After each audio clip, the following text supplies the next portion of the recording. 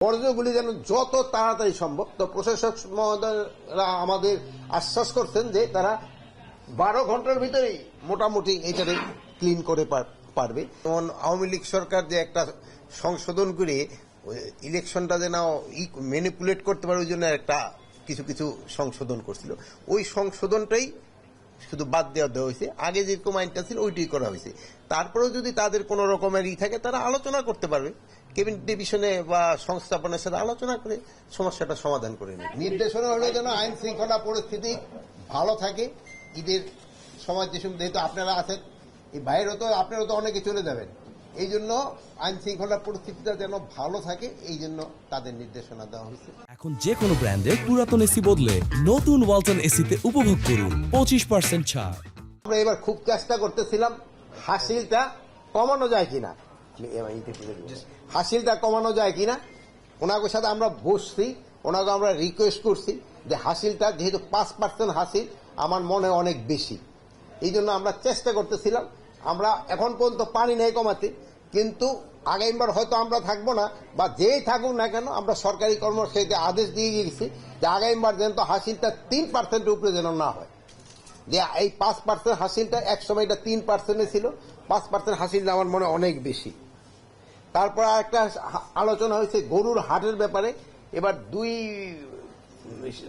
মিলে মানে 20টা হাটের ব্যবস্থা করা হচ্ছে, এবং 20টা হাটেই যেন সার্বিক নিরাপত্তা ঠিকঠাক থাকে, এবং গরুর হাটগুলিতে যেমন গরুর চিকিৎসকরাও থাকবে, যেহেতু অসুস্থ গরু যেন এখানে বিক্রি না হয়, প্লাস আমাদের নর্মাল যারা ডাক্তার মানুষ এরাও থাকবে, যেহেতু অনেক সময় এই গরুর হাটে যারা আনে গরু নামানো থাকে তারাও অনেক কিন্তু আহত ঠাহত হয়, তাদেরও যেন একটা চিকিৎসার ব্যবস্থা থাকে। আর একটা জিনিস বলা হয়েছে, এই গরুর যে গাড়ি এইগুলি আসবে, ট্রাকগুলি, এগুলি কোনো অবস্থায় রাস্তায় নামানো যাবে না। এটার জন্য প্রত্যেকটা হাট তার নিজস্ব বন্দোবস্ত করবে, যেটা আমি রাস্তা থেকে অনেক দূরে হবে, এবং প্রত্যেকটা হাটে আইন শৃঙ্খলার জন্য পর্যাপ্ত সংখ্যক আনসার রাখবেন প্রশাসক মহোদয়রা।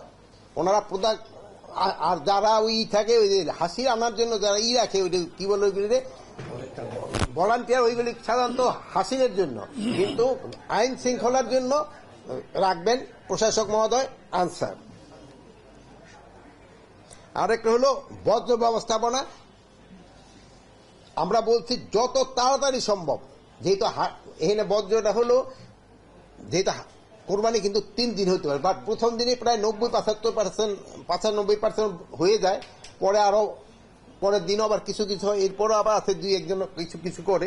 এই বর্জ্যগুলি যেন যত তাড়াতাড়ি সম্ভব, তো প্রশাসক মহোদয়রা আমাদের আশ্বাস করছেন যে তারা 12 ঘন্টার ভিতরেই মোটামুটি এটারে ক্লিন করে পারবে, এবং এটা যদি করা যায়, এবং এই জন্য তারা সব ধরনের প্রস্তুতি নিয়ে রাখছে। সেই জন্য আমরা প্রশাসক মহোদয়কে ধন্যবাদ দিই, তবে অ্যাডভান্স দিয়ে দিলাম, আর যদি করার পরে আরেকবার 2বার দিব। আর একটা হলো ট্রাফিক।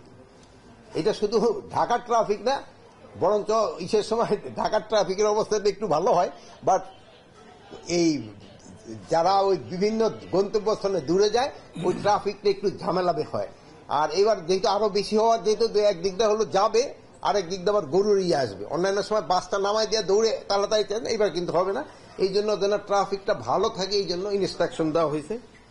আরেকটা তো ছুটিতে যেসব লোকজন চলে যায়, সেরকম কিন্তু একটা ঢাকা শহরের একটা নিরাপত্তারও একটা কিন্তু দেখা দেয়, যেহেতু অনেকে বাড়িটা করে তালা দিয়ে চলে গেল। এই জন্য তো আমাদের বাহিনীগুলি তো সজাগ থাকবেই, প্লাস আমরা প্রশাসক মহোদয়কে অনুরোধ করছি জনগণকে যেন সচেতন করে দেওয়া, তারাও গেলে যেন প্রপার ভাবে রেখে যায়।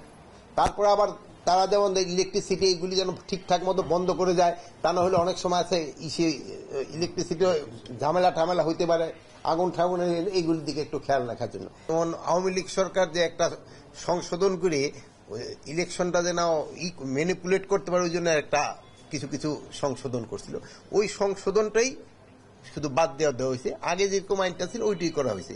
তারপরেও যদি তাদের কোনো রকমের থাকে তারা আলোচনা করতে পারবে, ক্যাবিনেট ডিভিশনে বা সংস্থাপনের সাথে আলোচনা করে সমস্যাটা সমাধান করে নেবে। নির্দেশনা হলো যেন আইন শৃঙ্খলা পরিস্থিতি ভালো থাকে। ঈদের সময় যেহেতু আপনারা আছেন, এই বাইরেও তো আপনারা তো অনেকে চলে যাবেন, এই জন্য আইন শৃঙ্খলা পরিস্থিতিটা যেন ভালো থাকে, এই জন্য তাদের নির্দেশনা দেওয়া হয়েছে।